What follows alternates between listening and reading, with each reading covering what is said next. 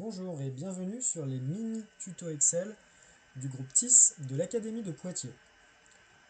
Nous allons voir aujourd'hui comment créer un menu déroulant pour faciliter le remplissage d'un tableau sur Excel, notamment sur tablette et smartphone qui ne disposent pas de clavier et donc où le remplissage de cellules est un petit peu plus fastidieux. Nous prendrons l'exemple aujourd'hui de la constitution de groupes ou d'équipes, quelque chose de très récurrent en EPS. Pour ce faire, nous avons un tableau ici avec les noms et les prénoms d'élèves, ainsi qu'une colonne groupe.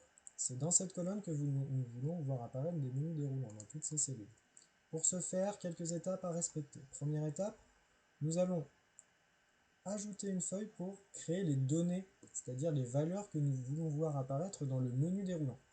On clique ici sur Nouvelle feuille. Dans cette feuille, nous voulons créer nos groupes.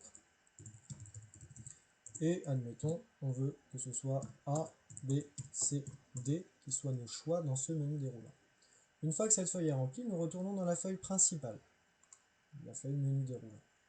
Sur cette feuille-là, nous sélectionnons toutes les cellules sur lesquelles nous voulons voir apparaître le menu déroulant. Quand celles-ci sont sélectionnées, on va en haut sur l'onglet Données, ensuite Validation de données, puis ici nous autorisons une liste. Cette liste va se référer à une source. La source, c'est ce que nous venons de créer dans la feuille de données. Nous allons chercher nos sources, donc les 4 cellules correspondant aux lettres A, B, C, D, puis ensuite nous validons sur OK. Nous voyons ici que nous voyons apparaître une petite flèche sur la droite de la cellule, nous permettant de choisir entre A, B, C ou D pour constituer nos groupes en EPS.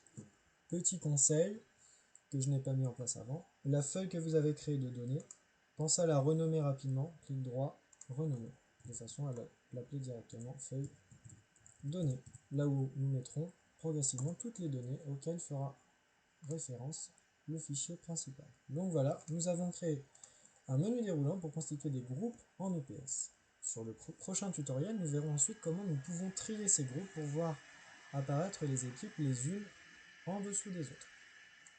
Voilà, merci et à bientôt.